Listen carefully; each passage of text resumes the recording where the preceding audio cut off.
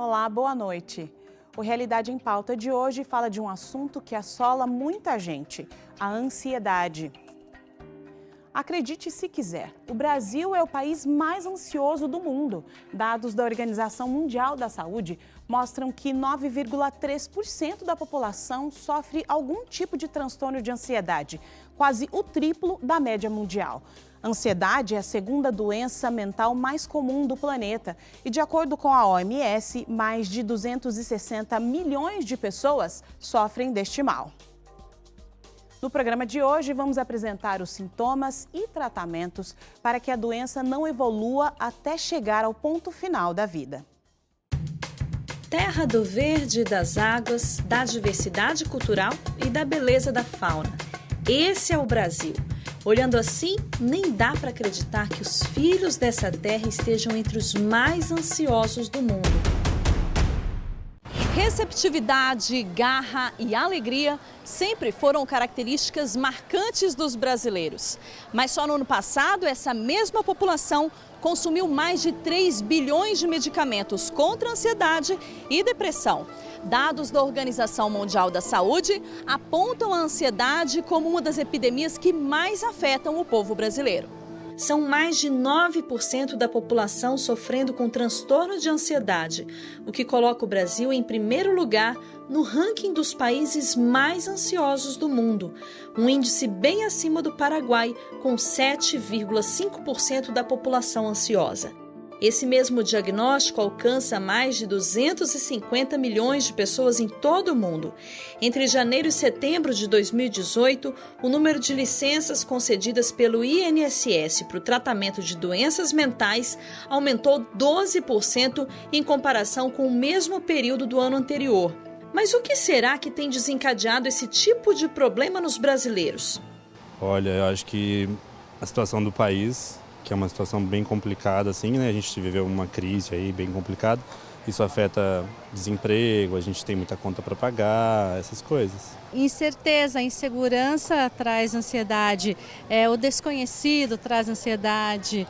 Então, as dívidas trazem ansiedade, medo de desemprego, medo da violência, tudo isso gera ansiedade. O coração acelera, sabe? Os batimentos ficam mais acelerados, coisas que eu almejo no futuro, eu já fico ansiosa hoje. Tento não ficar pensando, mas nem sempre é fácil, né? Para o psiquiatra Pablo Canales, as mudanças na sociedade são fatores que interferem diretamente na saúde mental das pessoas. Tem várias coisas. O ser humano começou a viver de um jeito diferente. A sociedade exige coisas diferentes, tempos diferentes, modalidades de sono diferentes, horários de trabalho diferentes. A estrutura social mudou. Mudou tanto que, em muitos casos, os primeiros sintomas da ansiedade aparecem já nos primeiros anos de vida. A psicóloga Viviane Viana explica o porquê. Isso de ter tudo de imediato, ter respostas de imediato. Então, a criança não lida com a frustração de esperar. Então, ela quer alguma coisa e essa mãe dá de imediato. Então, ela não entende, ela não aprendeu a esperar. A frustração de não ter nãos, né? Não lidar com coisas que ele não vai ter. Pessoas que recebem tudo, pessoas que têm tudo, em geral, vão desenvolver ansiedade. E já que estamos falando em mudanças, a nossa equipe conversou com a nutricionista Cíntia Maurin para entender melhor a relação entre os novos hábitos alimentares com o desenvolvimento desses transtornos. As pessoas buscam cada vez mais uma alimentação rápida, então tem os fast foods, alimentos congelados, macarrão instantâneo, então tudo isso que fica pronto muito rápido tem uma série de aditivos químicos que prejudicam o funcionamento cerebral e aumentam também a questão da ansiedade. Mas nem sempre as pessoas conseguem identificar os principais sintomas da ansiedade, que envolve tensão e medo constante, problemas de concentração, dificuldades para dormir, irritabilidade e preocupação exagerada. Mas a pessoa ansiosa também pode apresentar dor no peito, falta de ar, sudorese, sensação de fraqueza, boca seca, náusea e tensão muscular. A gente diz que, por exemplo, sintomas leves e que já devem ser levados em consideração é um pensamento excessivo. Quando eu fico excessivamente persistentemente preocupada sobre um determinado assunto, a gente já entende que faz parte do transtorno de ansiedade. Mas quando eu já vou tendo sudorese excessiva, quando eu já vou tendo palpitações excessivas, quando eu já tenho insônia, dentro dessa condição, uma vez na semana, eu já estou dizendo que esses sintomas já não são mais tão leves.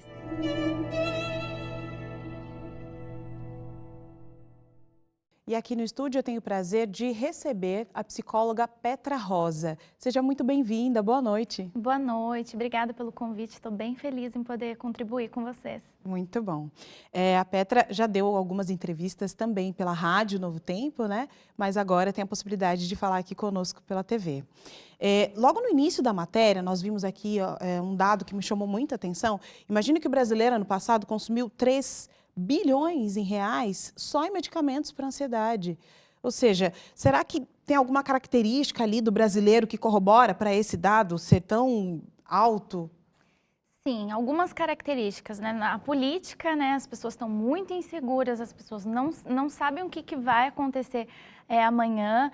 A saúde também, né, não está muito legal aqui no Brasil. E tem a questão da tecnologia, né? A tecnologia veio para nos ajudar em muitas coisas, mas acabou prejudicando, porque a pessoa não consegue viver o aqui e agora, ela está sempre conectada com o mundo, mas desconectada, né? A pessoa não respira mais direito, a pessoa não consegue saber quais são os próprios limites, né? Ela quer fazer tudo, mas ela faz tudo e não faz nada, né? Com qualidade, ou às vezes quer fazer muitas coisas porque é importante para o outro, porque todo mundo faz, porque está na televisão, porque está na internet, mas não é o que é importante para ela. E quando a gente está desconectado da nossa própria essência, isso vai gerar uma ansiedade, porque a gente vai levar o nível de estresse e daí nós vamos diminuir a quantidade de hormônios do bem e isso vai gerando mais ansiedade. Vira um ciclo. Esta ansiedade, ela está relacionada com esse desejo de satisfazer sempre a ideia que o outro tem de você mesmo? Também. Tem a questão hormonal, né? Tem a questão da alimentação, porque quando você se alimenta mal, foi como foi falado na entrevista, né? A gente não se alimenta bem, então a gente não está recebendo os nutrientes necessários, né? Então o nosso organismo ele fica com uma deficiência, né, desses nutrientes, e aí tem a questão cerebral, né, e tudo. Então a gente acaba não conseguindo focar nas coisas que são realmente importantes, né, em fazer coisas que vão fazer sentido, e isso vai gerando um ciclo sem fim, né? Você estava falando bem de focar naquilo que é importante, né?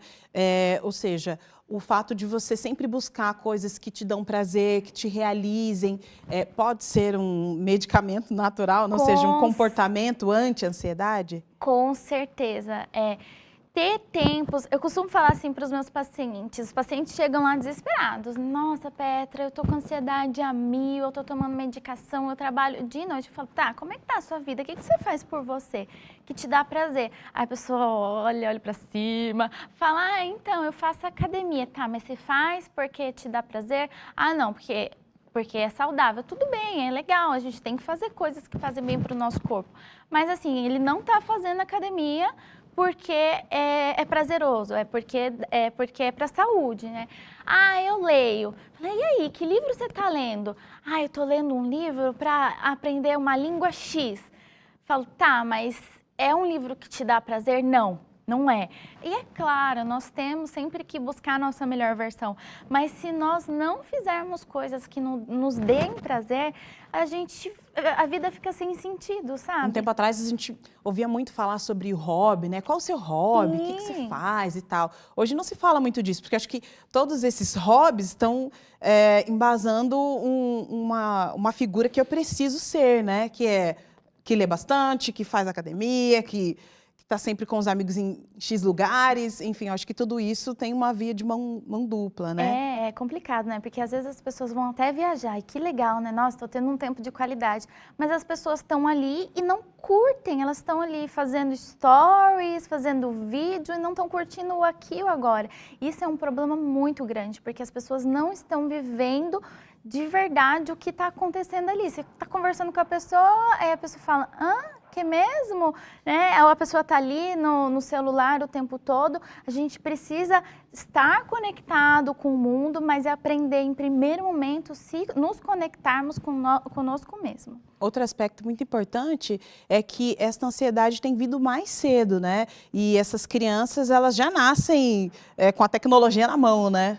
Esse é um ponto também importante? Esse é um ponto, assim, que é muito delicado, porque antigamente, se nós formos voltar, né, nos nossos avós, né, um pouquinho as nossas mães, mas nas nossas avós, bisavós, nós tínhamos o colo, né, todo mundo falava assim, pega seu filho, tinha a tia, tinha a irmã, um irmão, todo mundo tinha muito filho, né, todo mundo cuidava de todo mundo e não faltava colo, né. Hoje em dia as pessoas falam assim, não dá colo não, que a criança vai ficar mal acostumada, já começa desde ali, um nenenzinho com dias, deixa chorar porque vai fazer bem, né? Vai para a escolinha, as pessoas têm a ideia de que sai escondido, né? Então, desde lá, de bebezinho, o que a gente está falando para essa criança, para esse bebê? Você não está seguro, você tem que dar conta da sua vida sozinho. Mas não é isso. Quando a gente dá colo para um bebê, a gente está falando para ele assim, olha, eu estou aqui com você.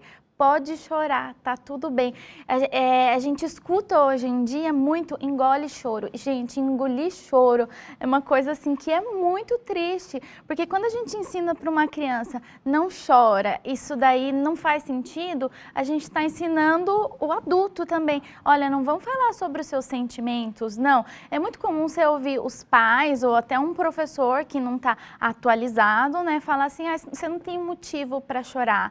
É muito triste isso, porque quem somos nós para falar qual que é o motivo do outro chorar, né? Se não for tratada devidamente, com terapia e medicamentos, a ansiedade pode evoluir inclusive para o suicídio. Por isso, o assunto é delicado e deve ser tratado com muita seriedade. Há quem pense que este mal não assola as crianças, mas pelo contrário, como nós já falamos aqui no primeiro bloco, esses primeiros sintomas podem ser percebidos ainda na infância desde cedo. E por isso precisa ser diagnosticado e tratado. Com isso, você tem mais chances de cura. Pernas e pés inquietos, unhas roídas, medos e angústias. O que parecem sintomas comuns do dia a dia podem ser os primeiros sinais da segunda doença mental mais comum do planeta. A psicóloga Viviane Viana explica os motivos pelos quais muitas pessoas têm ansiedade, mas levam anos para começar a tratar. A população entende que ter momentos de ansiedade, ela seria natural. Então, por exemplo, eu estou na véspera de uma viagem, no meu dia do meu casamento. Então, a gente visualiza assim, não, essa preocupação é preciso mesmo ter, porque são eventos importantes da vida. Eu acabo constituindo ou justificando ou acreditando que aquilo é natural, e aí leva-se um tempo muito grande para a pessoa entender que ela já está com sintomas de ansiedade. Levou um tempinho para Thay entender que precisava de ajuda. Ela conta que o quadro de ansiedade que evoluiu para depressão surgiu ainda na infância. A estudante revela que o problema fazia com que ela tivesse dificuldades para lidar com qualquer coisa que fugisse da rotina. Meu pai faleceu quando eu era muito pequena e eu fui uma criança que tive muitos sinais de depressão. Então eu tive momentos da minha vida em que eu pensei em suicídio, eu tive momentos da minha vida em que eu cheguei a me machucar, mas eu não entendia por quê. A criança nunca entende por quê. O psiquiatra Pablo Canales conta que existem vários fatores que podem desencadear a ansiedade além de acontecimentos traumáticos e que é preciso ficar atento a eles. Temos que buscar a causa da ansiedade, que pode ser genética, pode ser uma questão biológica, a alteração em alguns neurotransmissores, pode ser uma questão também patológica, um problema de tireoide, um problema na suprarrenal, que pode alterar o nível de cortisol, o nível de tiroxina, que cria um certo tipo de alterações que podem piorar essa ansiedade, essas crises de estresse agudo. E é aí que mora o perigo. A Thay conta que, com o passar dos anos, a ansiedade começou a fazer parte da vida dela e os sintomas ficaram mais intensos. A estudante revela que, por causa do problema, teve prejuízos e restrições para algumas atividades diárias. Uma prova que ia ser daqui 2 meses me deixava preocupada durante os 2 meses. Eu não conseguia comer, eu não conseguia dormir, ou eu dormia muito, ou eu comia muito.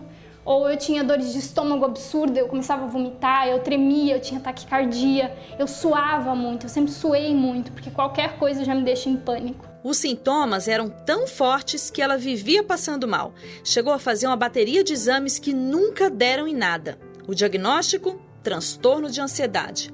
Mas esse não é o único distúrbio emocional que afeta o dia a dia das pessoas. Alguns sintomas da ansiedade são inclusive bem parecidos com a crise de pânico. Para saber a diferença entre transtorno de ansiedade e a crise de pânico, o Dr. Pablo Canales dá um exemplo bem simples. Então, vamos fazer uma diferença muito simples, tá?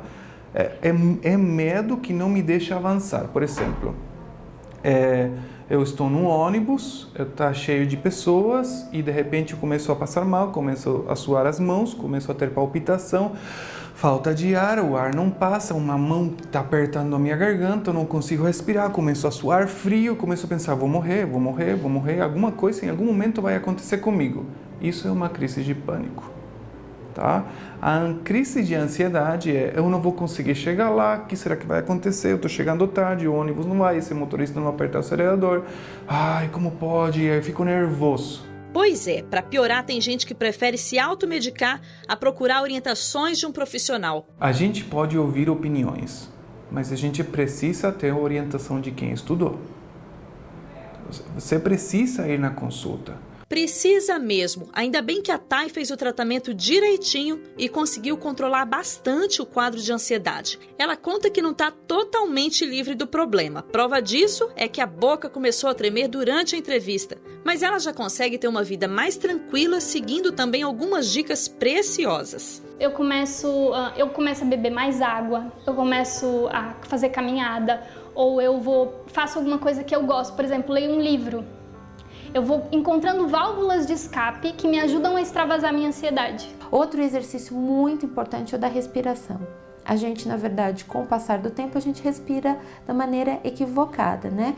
Na maioria das vezes, pessoas que têm atividades, né, musicais, que tocam instrumentos ou cantam, elas respiram da maneira correta, que é através do diafragma. Então, a ideia de fazer movimentos de respiração pelo diafragma tende também a colocar equilíbrio em todo o aspecto do corpo, tanto do batimento cardíaco, tanto como a oxigenação. Então, ter essas ações geralmente ajudam muito dentro dessa condição. Depois de sentir na pele os piores momentos das crises de ansiedade e conseguir dar a volta por cima, a Thay dá uma dica importante para as pessoas que conhecem alguém com um problema. Você não estar sozinho, eu acho que é a coisa mais importante para uma pessoa que tem algum transtorno, algum problema emocional, sabe? É você sentir que você não está carregando esse fardo sozinho, que você não está trazendo o mundo nas costas. Tem alguém dizendo, não, calma, deixa eu dividir com você, segura na minha mão que vai dar tudo certo. Esse apoio é essencial mesmo. A gente volta aqui com a nossa conversa com a psicóloga Petra Rosa, que trabalha com foco em atendimento a mulheres. As mulheres, elas estão conquistando cada vez mais espaço, assumindo cargos importantes, se especializando, se aventurando, querendo ser mais perfeitas em todas as áreas. E essa busca pela perfeição também tem trazido muita ansiedade, problemas nos relacionamentos, depressão, estresse e dificuldades na maternidade. Esses são apenas alguns dos desafios que essa mulher enfrenta. Sim, eu costumo brincar com os meus pacientes nas palestras, enfim, eu falo assim, você não é Mulher Maravilha. Você não precisa dar conta de tudo, você não tem superpoderes. Nós precisamos aprender a nos respeitar, porque as mulheres de fato estão assumindo muitas coisas que é muito bom, só que elas acabam ficando, se menosprezando ou às vezes até se masculinizando, né? A gente entra até um pouquinho na menstruação da mulher, né? Muitas mulheres estão emendando cartelas, estão tomando muita medicação para não ter contato com a menstruação, né? Isso vai gerar uma quantidade de hormônios no corpo também, que pode aumentar a ansiedade também. Mas esse perfil da mulher masculinizada, né, dentro do ambiente de trabalho, faz com que ela suba na carreira ou não? Isso é um estereótipo que está cravado na mente da mulher? Não, tá na cabeça da mulher mesmo, né? A mulher, ela tem a intuição, né? A mulher é mais emotiva, só que para ela tentar conseguir algumas coisas que são do homem, muitas aspas, tá? Ela acaba sendo mais grossa, usando a razão, tentando controlar todas as coisas. E a gente precisa entender que, é claro, nós temos que ter uma agenda, controlar muitas coisas, estudar, nos especializar, mas nós não precisamos controlar tudo e nós temos que entender que nós nunca vamos conseguir estar no controle de tudo. Porque senão a gente tenta estar no controle de tudo, né? A gente quer ter uma carreira legal, cuidar dos filhos, ser uma super mãe, ter uma boa alimentação, ter um corpo legal, ter tempo para o marido, conseguir passear, enfim, muitas coisas, né? Meio uma caixinha. E daí a gente vai, às vezes até consegue dar conta de boa parte disso tudo, só que a gente não está cuidando das nossas emoções ou fazendo porque é importante, porque todo mundo faz, vem na caixinha da Mulher Maravilha. E aí a gente se desconecta da gente. E isso vai gerar ansiedade, tristeza, depressão, é uma bola de neve, sabe? E como encontrar essa conexão com nós mesmos? De modo geral, não só a mulher, mas o homem também. Autoconhecimento, entender o que nós estamos fazendo, para que nós estamos fazendo. Faz sentido para a mulher, por exemplo, faz sentido para mim parar de trabalhar? Ou faz sentido continuar trabalhando quando chega a maternidade, por exemplo? Porque muitas mulheres, elas querem estar com os filhos e elas optam por voltar a trabalhar. Não estou falando aqui das pessoas que não têm condições. Que precisam ter esse estilo de vida, né? Das pessoas que têm opção. Às vezes ela tem opção e ela quer muito ficar em casa e ser mãe. Só que daí vem o peso da sociedade, da tia, da pessoa do emprego que fala, não, você tem que voltar a trabalhar. E ela volta a trabalhar e na cabeça dela tá tudo bem, mas não tá, porque tem um sofrimento muito grande.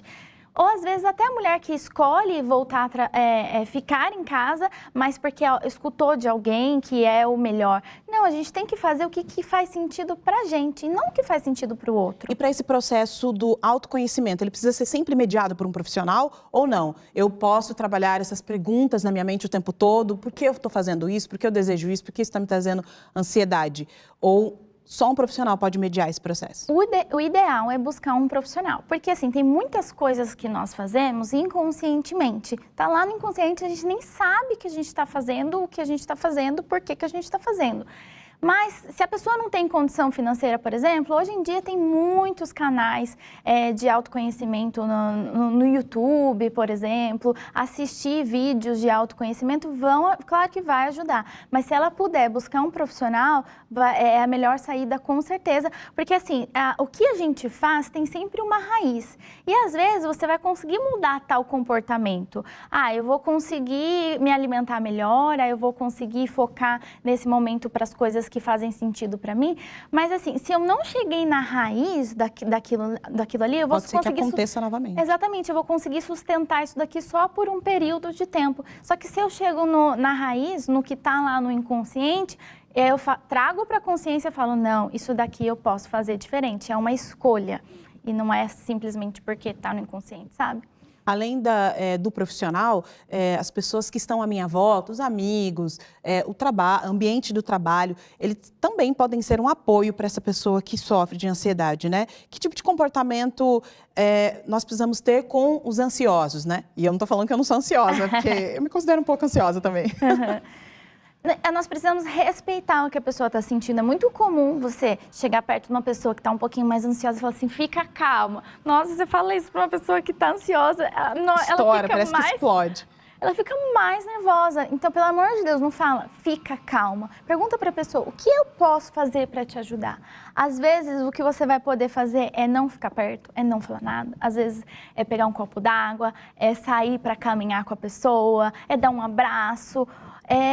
Enfim, a pessoa tem que te falar o que ela precisa naquele momento. Porque a gente tem a ideia de que a gente vai fazer o que a gente que nós gostaríamos que a pessoa fizesse por nós. Mas não, porque não tem uma fórmula, cada um tem o seu jeitinho de ser. Então vamos respeitar. Nunca fale para uma pessoa assim, você não tem motivo para estar assim. Não, tem que conhecer o outro e respeitar cada decisão, né? Petra, muito obrigado pela nossa conversa aqui, foi um prazer recebê-la. Um prazer é meu, estou muito feliz, espero ter contribuído aí com o pessoal. Com certeza. O Realidade fica por aqui, você pode rever esse e outros programas no nosso site. Acesse aí, novotempo.com/jornalismo. Uma boa noite para você e até o próximo programa.